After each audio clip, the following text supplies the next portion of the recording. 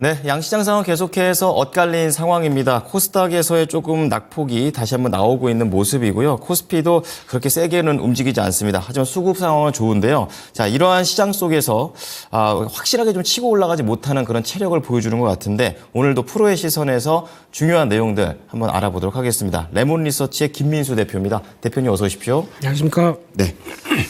자, 오늘 김민수 대표와 함께 할 주제부터 공개해 보도록 하겠습니다. 자, 오늘의 주제입니다. 저질 체력. 예, 국내 증시가 되겠습니다. 강하네요. 예, 강한 섹터로 극복하자가 해결책이 된다고 하는데요.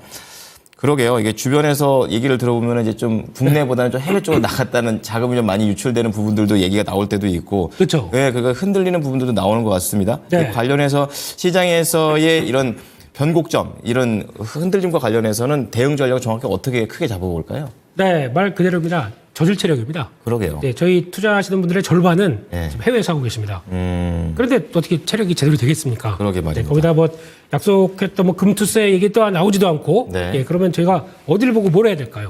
이게 지금 가장 속상한 국면이죠. 그렇죠. 예. 그쪽에서 예탁금이 한 50조 초반까지 갔다가 다시 52조 대까지 살짝 올라옵니다.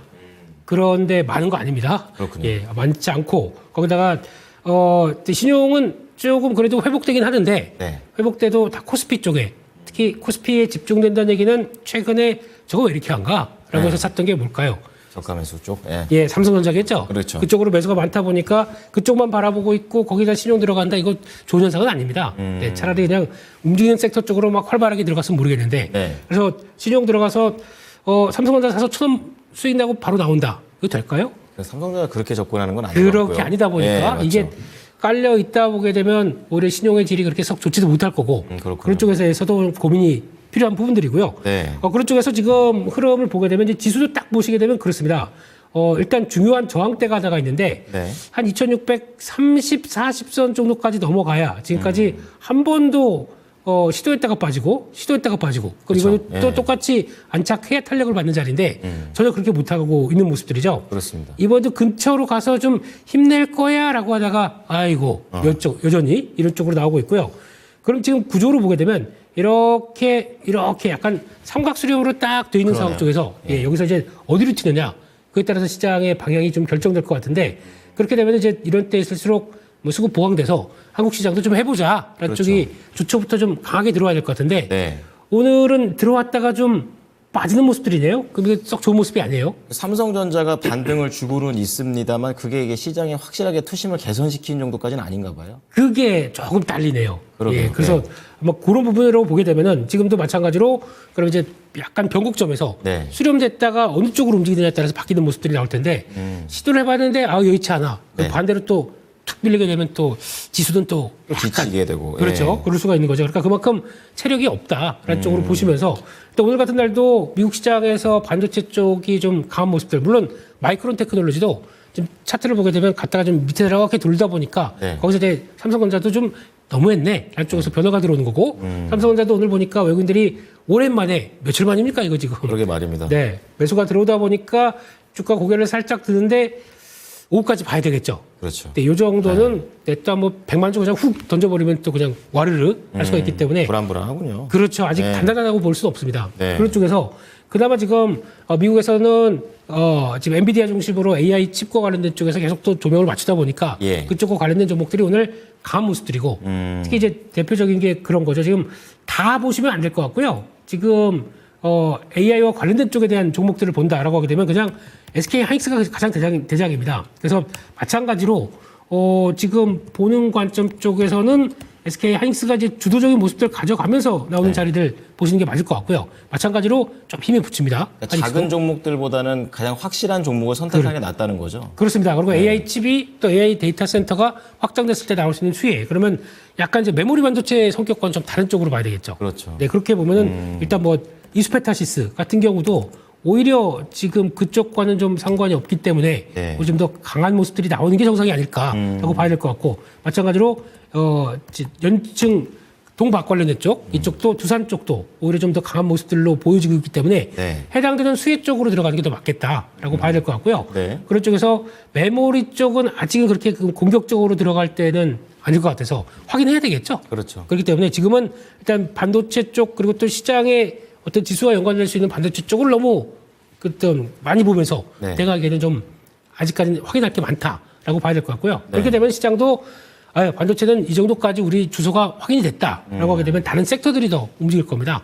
지금 최근에는 바이오가 주도를 했었죠. 네. 또 고전에는 2차전지가 주도를 하고 그러면서 반도체 말고도 그러니까 여기만 포커스를 맞추는 게 아니라 다른 섹터도 열심히 또 활발하게 움직이는 쪽으로 나오는 변화를 체크하면서 대응하는 게 더 맞지 않느냐 하는 쪽에서 그러니까 지금은 섹터 싸움이지 네. 지수와 관련된 시장의 뭐 어떤 지수가 여기서부터 2,800 가니까 다 그와 함께 전략을 짜겠어라고 하는 전략은 아니라고 봐야 될 것 같습니다. 그러니까 투자자 입장에서도 자기의 포트폴리오를 구성함에 있어서 조금 더 이렇게 손이 좀 더 많이 가는 그렇죠, 예, 그렇죠. 그런 예. 구간에 좀 접어들었다라는 것으로 이해가 됩니다. 저질 체력이니까 그렇습니다. 아, 저질 참 체력. 네. 안타깝습니다. 네. 좀 많이 좀 활성화되기를 좀 바라는 마음에서 예. 보고 있고요. 그럼 그렇다면 이제 중요한 거는 섹터 대응이지라고 말씀을 하셨잖아요. 그럼 네. 어떠한 섹터를 좀 주로 보십니까? 네, 일단 바이오 쪽을 요즘 제외하면 관련된- 말할 수가 없는 상황들이죠. 예. 발음이 안 되네요. 예. 네. 하도 잘 가서 부러워서요. 아, 네. 진짜 너무 차별화가 많이 나요. 그렇습니다. 예. 대표 주자 이제 코스닥에서도 1위가 알테오전으로 바뀐 상황들이죠. 그렇죠. 네, 그래서 지금 네, 추세 쪽으로 죄송합니다. 예. 아, 예. 알테오전 얘기하는데 재채기가 예. 아무래도 뭐 제약바이오 쪽에서는 나름 모멘텀도 지금 최근 속속 보이고 있고 또 그렇죠. ADC와 관련된 내용도 나와가지고 네. 이런데 모멘텀이 나와주니까 뭔가 투자 심리가 전체적으로 살아있구나 이런 생각이 들거든요. 그렇습니다. 그러니까 예. 지금 알테오젠도 마찬가지고 리가켄 바이오도 마찬가지고 예. 또 최근 들어서 나오는 뭐 SK 바이오팜 맞아요. 이런 종목들도 마찬가지고 또 추가적으로 뭐 ABL 바이오까지 지금 같이 강한 모습들로 나오는데 가장 큰 특징이 이 종목들이 시장을 주도하는 가장 큰 특징이 그겁니다. 그러니까 내 성과를 내고 있고 그렇죠. 그 성과와 기술력을 알고 있는 상황 속에서 빅파마가 같이 우리 이런 거 갖고 있어 라고 하는데 그들이 먼저 손을 잡는 거죠. 그러다 보니까 거기서 나오는 성과를 시장이 알아주기 시작하면서 네. 변화가 된다는 걸 보게 되면은 약간 좀 작은 종목들은 아닙니다. 그러게요. 작은 종목이 아니라 큰 종목인데 저거 사도 돼? 라고 하는 게 돼요. 그러니까 막연한 기대감이 아니라 그렇죠. 확실하게 숫자로 찍히는 게 보이니까요. 그렇습니다. 네. 그게 이제 가장 주된 모습들이라고 하게 되면 그거를 포인트를 맞추면서 가는 게 맞다고 봐야 될 것 같고 네. 특히 알테오젠 같은 경우도 지금 얘기는 많고 뭐 말은 많습니다. 네. 근데 알테오젠이 ADC도 하는 거 잘 모르시더라고요. 네. 아, 그렇죠. 예. 다 잘라서 다 보지는 않으시니까. 예, 세부적으로. 예, 그러니까 예. 뭐 SC 제형 가지고 이제 끌어내서 이제 머크랑만 본다라고 하는데 그거는 파이프라인 쪽에 하나고 파이프라인 한 개만 갖고 있는 회사가 아니거든요. 그렇죠. 네, 그렇게 그래서 하면 시총률을 못하죠. 그렇죠, 그렇죠. 네. 예, 그러다 보니까 지금 시총이 벌써 20조 이상까지 올라왔던 배경들은 그런 다양한 모습들이 나 이것도 하는데 근데 여기서도 리가캠은 또 부각받았어. 그러니까 네. 나도 좀 봐주세요라고 하다 보니까 같이 움직이는 모습들은 나오죠. 그래서 그렇군요. 이런 부분들을 좀 체크를 하시되 근데 중요한 건 그런 건 있습니다. 최근에 또 제약바이오 그러면 약간 제약바이오 얘기하게 되면 이 시청률이 떨어지더라고요. 의외로.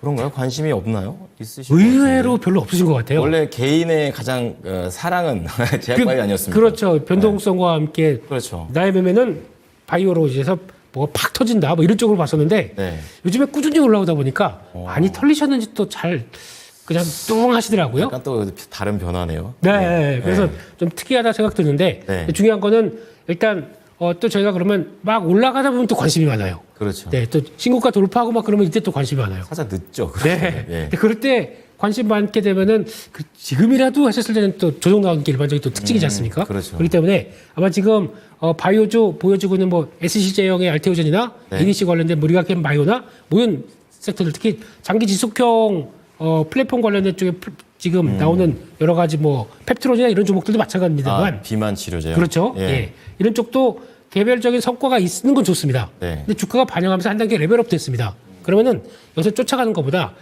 약간 또 조정이 나올 가능성을 대비해서 좀 비중을 다 파시면 안 됩니다. 비중을 살짝 줄였다가 거기다 다시 조정 나오게 되면 다시 사봐야지라고 그리고 또 그 사이에 보게 되면 많이 오르다 보니까 좀 이걸 지금 사야 돼? 라고 하는 시장 반응 쪽에서 이걸 아니고 다른 섹터를 또 보죠. 오늘 같은 경우는 또 이제 반도체가 되겠죠. 그렇죠. 네, 그런 쪽으로 매기가 가게 되면 많이 오르고 줄이고 또 반도체를 보다 보니까 약간 고점에서 또 무거워지겠죠. 그렇기 때문에 여전히 바이오 쪽은 보셔야 됩니다. 보셔야 근데 되는데. 예. 길게 대응하는 건 아닌 것 같고 들어보니까 좀 짧게 섹터를 돌아가면서 대응하자고 말씀하신 것 같아요. 저질 체력이라서요. 아, 그렇군요. 네. 돈이 한꺼번에 다 움직일 수 있는 체력이 아니다 보니까 요걸 또 이제 차익 실현하고 그다음에 또 일로 와야 돼요. 그렇군요. 그러다 보니까 이거는 무겁다 그러면 약간 비중 줄여서 지금 움직이는 또 이제 저점에서 다른 섹터가 움직인다. 그럼 그쪽도 보는 것도 나쁘지 않겠죠. 그런데 분명한 거는 네. 이거 조정 나온다 그러면 이거 정리하고 또 들어가야 됩니다. 그렇군요. 정신이 없어요. 손이 되게 바빠요. 매일매일 봐야 될 것 같아요. 네, 거의 매일매일 메뉴가 바뀌는 네. 가정식 백반입니다. 그렇군요. 네, 그게 체력 없는 증시. 아, 네. 그렇군요. 네, 그런 쪽으로 바라볼 수밖에 없다 보니까 네. 그를 얼만큼 잘 또 대응하느냐. 그러니까 이게 어떻게 보면 그걸 언제 어떻게 다 해라고 생각하실지 모르겠는데 K 증시는 그래 왔습니다. 그게 특징입니다. 그렇기 때문에 주도 섹터가 분명하게 되면 네. 어느 정도 비중은 가져가되 그거를 좀 이용할 수 있는 전략들은 필요하다 이렇게 봐야 될 것 같습니다. 그러니까 참고로 오늘 이 코너에서는 어떤 섹터를 이렇게 말씀해 주시는지만으로도 이 섹터를 순환매 시키면서 포트폴리오를 구성할 때 네. 많은 힌트를 얻으셔 가시지 않을까 좀 이런 생각이 듭니다. 네. 지난주에는 물가 관련된 지표들이 참 많이 나오면서 미국 증시가 출렁이는 그런 상황이었었는데요. 네. 그럼 이번 주에는 어떠한 이벤트들을 좀 봐야 될까요, 대표님? 네, 이번에는 그냥 기승전 실적 발표입니다.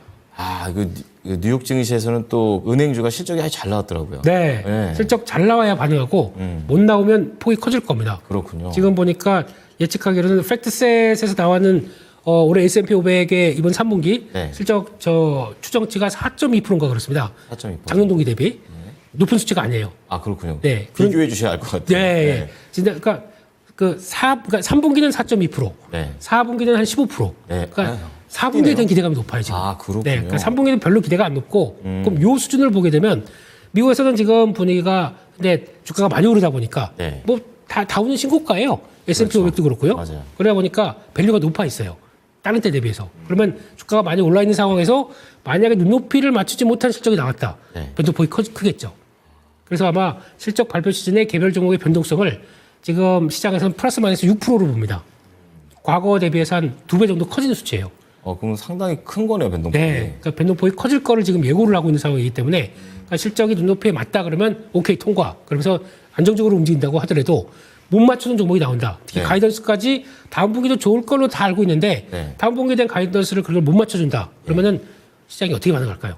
좀 떨어지는 쪽으로 가겠죠. 예, 큰 폭의 변화가 종목별로 해당될 수가 있기 때문에 그 점을 좀 체크를 하시면서 해당되는 종목과 그럼 그에 관련된 또 국내 종목들은 영향을 또 미칠 수가 있겠죠. 그러면 금융주가 이 미국에서 괜찮았으니까 그렇습니다. 국내에서도 금융 지주 회사도 괜찮게 봐도 되는 거예요? 그렇게 연관되는 것 같아요. 네. 미국에서 금융주가 괜찮다 보니까 여기서도 그러면 그러니까 글로벌 피어 자금들을 움직이는 또 아, 그렇죠. 예, 네. 그런 자금들은 당연히 또 1등주 뭐야? KB금융 이런 식으로 나오고 네. 거기다 또 밸류업도 아직 안 꺾이고 거기다 또 11월 달 가게 되면 ETF 또 조 단위로 자금 들어온다면서요. 아, 그렇죠. 예. 네, 맞네요. 그거는 정부가 이제 해라 이런 거죠. 예, 그렇죠. 연금 해라 뭐 이런 거. 좋게 얘기한 거죠. 그렇죠. 아주 좋게 얘기한 거죠. 예. 예. 협의를 봤다라고 하지만 예, do it. 예. just do it. 네. 그래서 그렇게 나오는 변화를 가지고 이제 금융주가 움직인다라고 하게 되면 이것도 이제 그런 쪽의 흐름들을 쫓아가면서 또 섹터와 함께 우리 국내 종목들도 같이 보시기는 하셔야 되는데 국내 종목들은 좀 폭이 적을 것 같습니다. 네. 아, 영향이 좀 미친 영향이 적다고요? 그렇습니다. 예. 그렇게 일단은 또 그래도 아이디어는 계속 또 맞춰가야 된다라고 봐야 될 것 같고 이번 주 가장 중요한 거는 또 미국하고 중국에서 나오는 주요 지표들. 아, 그렇죠. 목요일쯤 가게 되면 미국에서 산업 생산 소매 판매. 네. 미국은 소매 쪽이죠. 그렇죠. 소비 쪽이다 보니까 네. 이쪽 허리케인이 훅고 갔는데 그 두 번의 허리케인이 그렇게 규모가 컸다고 피해도 컸다면서요. 그렇습니다. 예. 그래서 아마 소비 지표 별로 안 좋을 걸로 압니다. GDP에도 영향이 있을 거라고 있을 보는데요. 겁니다 아마. 예, 예. 그렇기 때문에 안 좋을 거라고 보는데 시장은 그렇게 크게 반응을 안 할 수도 있습니다. 왜냐하면 이유가 있기 때문에 일시적인 거기 때문에. 아, 그렇죠. 네. 그래서 그냥 에이 그렇게 넘어가고 네. 그러면 그 다음에 또 이제 조금 있다 보는 이제 추수감사절 때 나오는 그 블랙 프라이데이 그때를 좀 더 노리겠죠. 그런 쪽에 변화 좀 본다고 하게 되면 예. 안 좋을 건 염두하시고 예. 또나 금요일 가게 되면 중국 지표들이 발표됩니다. 그렇군요. 중국 쪽에서 이제 GDP 성장률 네. 그리고 또 실업률 또 소매 판매 그 산업 생산 이런 것들 쭉 발표되는데 네. 제가 보기에는 산업 생산하고 GDP 이 두 개를 가장 주목해서 보아야 될 것 같고요. 네. 중국이 지금 경기 개선을 위해서 여러 가지 부양책을 쓴다고 하더라도 당장 지표는 좋게 안 나올 겁니다. 하지만 좋게 보이기 위해서 정부의 이런 마법. 예. 근데 그렇게 한다 하더라도 부양책이 지금 3차까지 나온 걸로 알고 있는데 네. 2차 때 빼고는 1, 3차는 다 실망스러워가지고요. 그렇죠. 네. 예. 그렇다고 하더라도 일단 그래도 이렇게 돌아간다는 쪽에 이제 약간 지표들이 나오게 되면 시장에서 약간 뭐랄까요, 좀 안도감 그런 게 보이실 수도 그래도 있기 뭘 때문에 하긴 하는구나 약간 이런 쪽으로 보는 거군요. 먹히긴 먹히는구나 뭐 이런 아, 쪽들 그런 그런 것들 거군요. 한번 체크하면서 이번 주는 또 주 중반 이후에 예. 또 중요 지표들이 몰려 있다 이렇게 봐야 될 것 같습니다. 네, 그게 이제 다 목요일 몰려 있다고 하니까 예. 후반에도 긴장을 풀지 않고 계속해서 지켜봐야 되겠습니다. 자, 오늘 프로의 시선 레몬 리서치의 김민수 대표였습니다. 대표님 감사합니다. 감사합니다.